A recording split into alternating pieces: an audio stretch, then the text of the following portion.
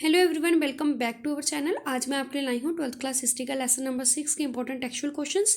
5 question मैं करवा चुकी हूँ, करवाने जा रही हूँ क्वेश्चन नंबर 6। तो क्वेश्चन नंबर 6 है हमारा कि डिस्कस करें उन मेजर बिलीव्स को, उन बड़े विश्वासों को, उन बड़े कार्यों को जो कि सूफीज़म को क्या करते हैं, करेक्टराइज करते हैं। ठीक है, जो सूफीज़म को बताते हैं।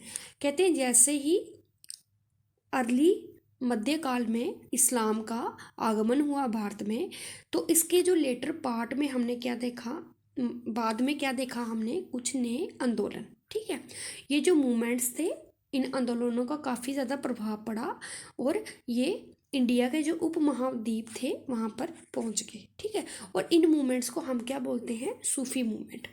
ये जो सूफी संत होते थे ये बहुत ही रहस्यवादी होते थे और इनकी टीचिंग में क्या क्या शामिल होता था। ये सूफी संत जो थे, ये बुकों में जो भी इंटरप्रिटेशन की गई है रिजिड, उसके बिल्कुल भी फेवर में नहीं थे। ठीक है, इस्लाम की जो धार्मिक बुकें होती थी उनमें जो रिजिड इंटरप्रिटेशन की गई थी वे इसके फेवर में नहीं थे,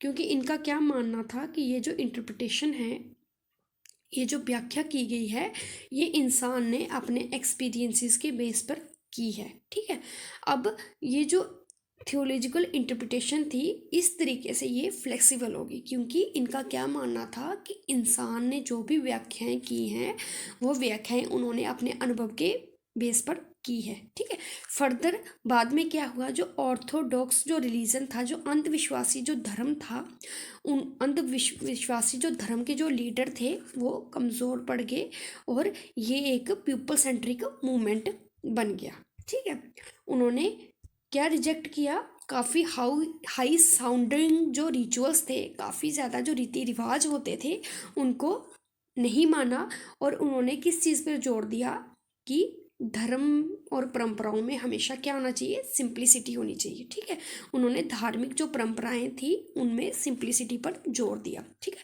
सूफी संत जो थे वो क्या मानते थे कि अल्लाह को अपनी ज़िंदगी अगर हम अल्लाह के हवाले कर देंगे तो हमें एक दिन पक्का मोक्ष की प्राप्ति होगी। मतलब वो बोलते थे कि अपने आप को टोटली भगवान को ही डिवोट अर्पण कर देना चाहिए। ठीक है, इवन कि उन्होंने भगवान के रास्ते में, मतलब भगवान के पूजन के कार्य में डांसिंग और गाना गाना और नाचने को भी मान्य कर दिया। लेकिन पहले का जो क्लासिकल जो इस्लाम था, प्राचीनतम जिसको आप इस्लाम कह सकते हैं, उसमें नाचना गाना की मनाही थी। ठीक है, लेकिन बाद में उन्होंने इस चीज़ को हाँ कह दिया था। ठीक है, जो मोस्ट इम्पोर्टेंट जो मोस्ट इम्पोर्टेंट थीम थी सूफी फिलोसफी की, वो क्या था कि इंसान को समाज की सेवा करके ही धर्म का पालन कर सकता है। मतलब इंसान की सेवा में ही उन्होंने भगवान की सेवा पर जोर दिया। उन्होंने कहा कि अगर हम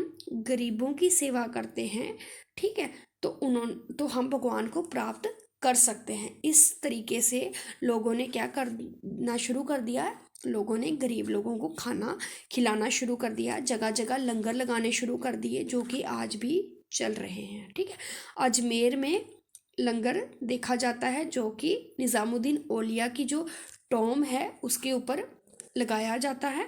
ठीक है, जो कि एक ग्रेट सूफी संत थे। ठीक है, उनकी दरगाह पर आज भी लंगर लगाया जाता है अजमेर में। ठीक है, अब सूफी संतों ने इक्वालिटी अमंग पीपल्स और वननेस अमंग ऑल, मतलब उन्होंने क्या कहा था, सभी इंसान बराबर हैं और सभी इंसान एक ही भगवान की संतान है, इस पर जोर दिया था। ठीक है, तो हम कह सकते हैं कि ये जो थी, ये सूफी जो संत थे उनकी फिलोसफीज थी। ठीक है,